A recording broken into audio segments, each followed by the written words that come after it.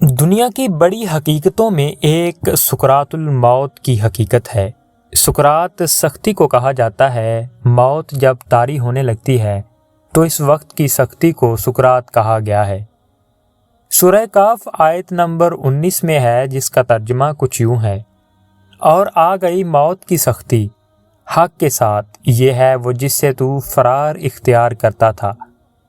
سختی کی کیفیات مختلف ہو سکتی ہیں۔ نبی کریم صلی اللہ علیہ وآلہ وسلم نے ہمیں یہ دعا بھی سکھائی ہے، جس کا ترجمہ کچھ یوں ہے کہ اے اللہ، میں تیری پناہ میں آنا چاہتا ہوں موت کی سختی سے۔ رسالت مآب صلی اللہ علیہ وآلہ وسلم اگر یہ فرما رہے ہیں تو ہمارا کیا حال ہوگا؟ ہم پر کیا کیفیت طاری ہو سکتی ہے؟ موت کی سختی برحق ہے۔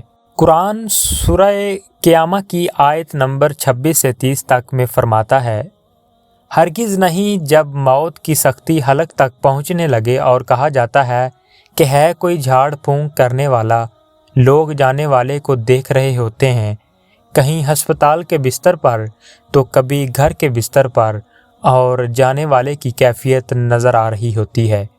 دوائیاں کام نہیں آتی، ڈاکٹر جواب دے دیتے ہیں۔ اب کوئی کہتا ہے کہ کوئی جھاڑ پھونک کرنے والا ہے کہ نہیں۔ جانے والوں کو احساس ہو جاتا ہے کہ اب جدائی ہے، اور پنڈلی سے پنڈلی لپٹ جاتی ہے۔ عربی محاورے میں یہ انتہائی شدید تکلیف کے لیے بھی استعمال ہوتا ہے۔ جب موت سختی کے ساتھ آئے اور روح سختی کے ساتھ نکالی جائے، شدت تکلیف سے پنڈلی لپٹ جائے۔ اب اسے اپنے رب کی طرف ہی لوٹ کر جانا ہوگا۔ اللہ ہمیں موت کا یقین عطا فرمائے اور موت کی سختی سے بچائے۔ قرآن موت کی اور سختیوں کا بیان مخالفین حق کے حوالے سے سورۃ الانعام آیت نمبر 93 میں بیان فرماتا ہے: جب موت کی سختی میں ظالمین ہوں گے اور فرشتے روح قبض کرنے کے لیے ہاتھ پھیلائے کھڑے ہوں گے، نکالو اپنی جان کو، آج تم کو ذلت کا عذاب دیا جائے گا، اس لیے کہ اللہ کے بارے میں تم ناحق باتیں کیا کرتے تھے اور تم اللہ رب العالمین کی آیات سے تکبر کیا کرتے تھے۔ تم نے جانتے بوجھتے اللہ کی آیات کو جھٹلایا، اس کی دعوت کو رد کیا، اللہ کے احکامات کو پامال کیا، آج تمہیں ذلت کا عذاب دیا جائے گا۔ اس تکبر کی وجہ سے موت آئے گی، اور ضرور آئے گی، اور بغیر اطلاع دیے آئے گی۔ معزز سامعین، ایک بار حضرت عیسیٰ علیہ السلام تشریف لے جا رہے تھے تو ایک قبر دیکھی، فرمایا یہ ہے نوح علیہ السلام کے بیٹے سام کی قبر۔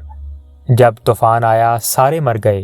3 بیٹوں سے پھر نسل چلی، سام، حام اور یافس۔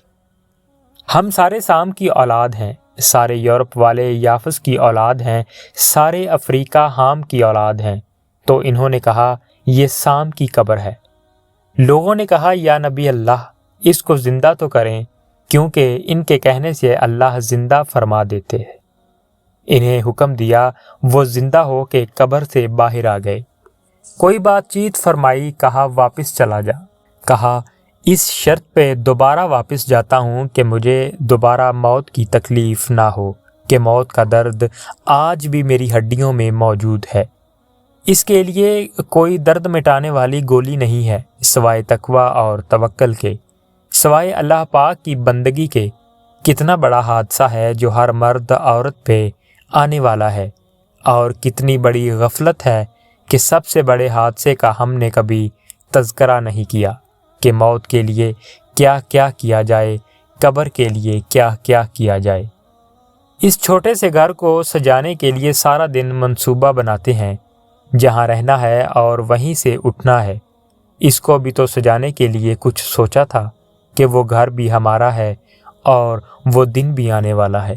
بیت الدور جو خود کہتی ہے کہ قبر میں کیڑوں کا گھر ہوں، میں وحشت کا گھر ہوں، میں تنہائی کا گھر ہوں، میں ظلمت کا گھر ہوں۔